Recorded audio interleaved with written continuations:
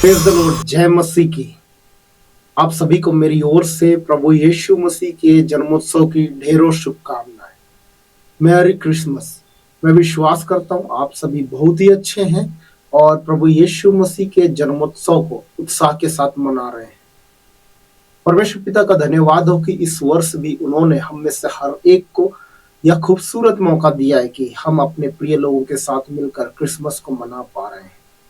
परमेश्वर में मेरे प्रियो, परमेश्वर ने क्रिसमस को लेकर अपने जीवित वचनों में से मेरे हृदय में कुछ अद्भुत बातों को डाला जो मैं आप सभी लोगों से इस क्रिसमस के दिन ही बांटना चाहता हूँ और निश्चय ही आप इन वचनों से अद्भुत रीति से आशीषित होने जा रहे हैं।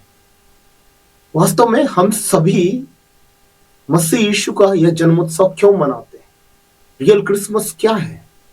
यह क्रिसमस का यह अद्भुत दिन हमें क्या कहना चाहता है?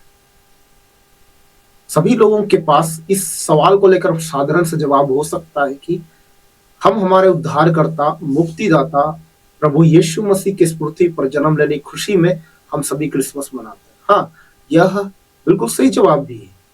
पर क्या प्रभु यीशु मसीह परमेश्वर होकर भी स्वर्ग छोड़कर इस पृथ्वी पर केवल इसलिए ही मनुष्य बनकर जन्म लिए कि हमें पापों, श्रापों और मृत्यु के बंधनों से स्वतंत्र करे और हमारे लिए अनंत जीवन का मार्ग खोले? मैं आप सभी लोगों को बताना चाहूंगा कि ये बातें तो है ही, लेकिन केवल इन्हीं बातों के लिए प्रभु यीशु मसीह पृथ्वी पर नहीं आए, बल्कि इसके अलावा भी और भी कुछ महत्वपूर्ण बातें हैं जिनके लिए प्रभु यीशु मसीह ने जन्म लिया।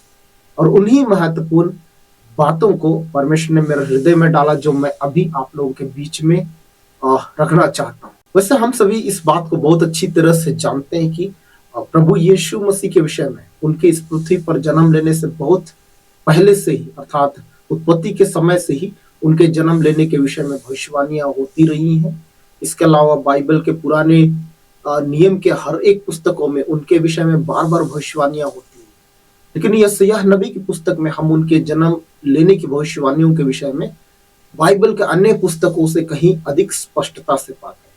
तो हम इसी यशायाह नबी की पुस्तक में से कुछ वचनों पर गौर करेंगे और हम लोग देखेंगे यशायाह 9 अध्याय उसका 6 और 7 वचन। यशायाह 9 अध्याय 6 और 7 मैं आप सबों के लिए इसे पढ़ देना चाहूंगा।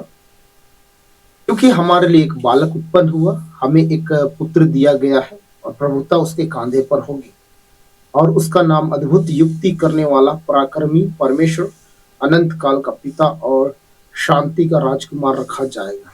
उसकी प्रभुता सर्वदा बढ़ती रहेगी और उसकी शांति का अंत ना होगा। इसलिए वह उसको दाऊद की राजगद्दी पर इस समय से लेकर सर्वदा के लिए न्याय और धर्म यानी धार्मिकता के द्वारा स्थिर किए और संभाले रहेगा। सेनाओं के यहोवा की धुन के द्वारा यह हो जाएगा। आमीन। तो यहाँ पर इन दोनों वचनों में से हम कुछ महत्वपूर्ण बातों पर बात करेंगे।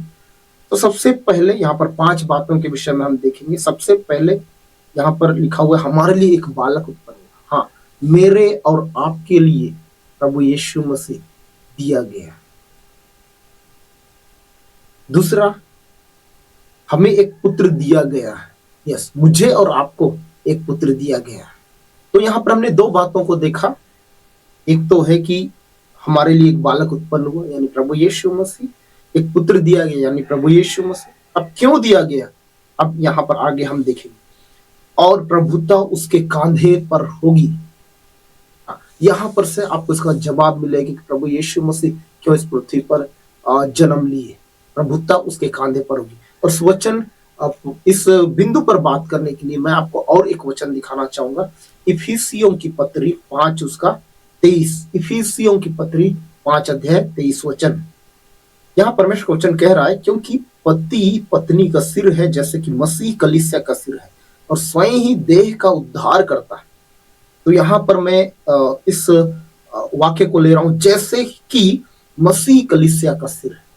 हाँ, तो मसीह कलीसिया का सिर है। इसका मतलब बिल्कुल साफ है कि एक शरीर है जिसका सिर कौन है? प्रभु यीशु मसीह।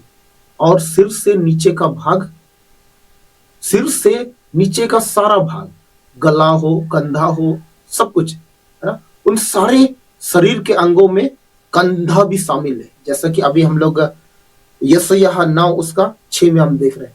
प्रभुता उसके कंधे पर। तो कंधा भी शामिल है उस शरीर के अंग में, और सिर कौन है? प्रभु यीशु मसीह।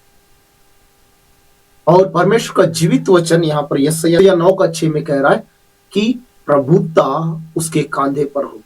प्रभुता या राज्य करने का भाग का कांधे पर होगी। हम सभी जानते हैं कि प्रभु यीशु मसीह सिर है और हम क्या है? उनके अंग है, उस शरीर के अंग है। जिस शरीर का सिर कौन है? प्रभु यीशु मसीह है, और हम उस शरीर के अंग है। और उस शरीर में, शरीर का अंग में कंधा भी आता है, और उसके कंधे कौन है? हम सभी मसीह विश्वासी हैं, और हम सभी प्रभु यीशु मसीह में होकर प्रभुता या राज्य करने के लिए चुने गए।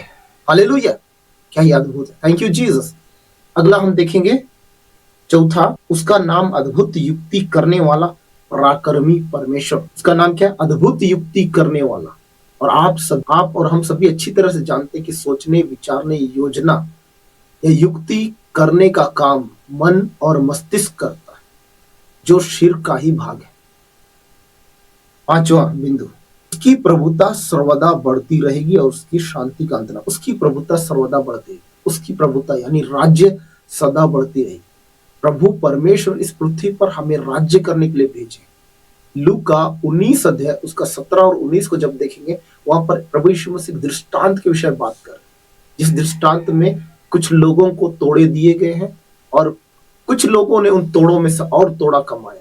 और जब वो लोग कमा कर अपने स्वामी के पास लाए, तो स्वामी ने कहा कि मैं तुम्हें कुछ नगरों का मैं तुम्हें अधिकारी ठहराता हूं।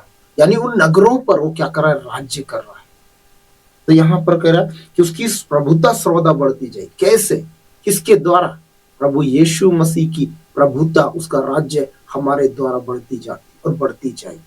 और जब उत्पत्ति की पुस्तक में आदम और हवा के विषय हम देखेंगे, आदम और हवा को परमेश्वर ने अपने स्वरूप और समानता बनाया था, है ना? उसी समय से राज्य करना उनका भाग था। लेकिन उत्पत्ति 3 अध्याय में हम देखते हैं कि पाप में पड़ने के कारण राज्य करने के भाग को उन्होंने खो दिया था। और जिस मनुष्य को परमेश्वर में होकर राज्य करने का अधिकार था, उन्होंने पापों के कारण उसको खो दिया। उसी पाप के बंधन से आजाद करके वापस मनुष्य को राज्य करने का अधिकार, जो उन्हें उनके लिए पहले से ठहराया गया था, राज्य करने का अधिकार देने के लिए प्रभु यीशु मसीह इस पृथ्वी पर जन्म लिए, ना कि केवल हमें पापों से छुड़ाने के लिए। और एक वचन हम यशायाह नबी की पुस्तक में से देखेंगे, यशायाह 7 अध्याय उसका 14 वचन, 7 उसका 14 मैं आप लोगों के लिए पढ़ देना चाहूंगा। इस कारण प्रभु आप ही तुमको एक चिन्ह देगा, सुनो, एक कुमारी गर्भवती होगी और पुत्र जनेगी और उसका नाम इमानुएल रखेगी। यहाँ पर से एक शब्द मैं लूंगा, इमानुएल, जिसका अर्थ होता है परमेश्वर हमारे साथ। यस, परमेश्वर आपके साथ, परमेश्वर मेरे साथ। और हम सभी जानते हैं कि अपने आप से या अपने बल या ताकत से हम राज्य नहीं कर सकते। इसलिए ही वचन कह रहा है कि इसलिए ही हमें इमानुएल दिया गया, ताकि वही इमानुएल परमेश्वर, जिसे यदि हम अपने जीवनों में काम करने की अनुमति देते हैं, तो हमारे साथ होकर हमारे द्वारा वो राज्य करते जाते हैं, या वही परमेश्वर हमें राज्य करने के लिए इस्तेमाल करते हैं। और यही हमारा महत्वपूर्ण कर्तव्य और जिम्मेदारी भी है कि 1 कुरिन्थियों 15 अध्याय और उसका 24 और 28 वचनों के अनुसार प्रभु यीशु मसीह के द्वारा दिए गए अधिकार और सामर्थ्य में होकर हम क्या करें? राज्य करते हुए चले जाएं।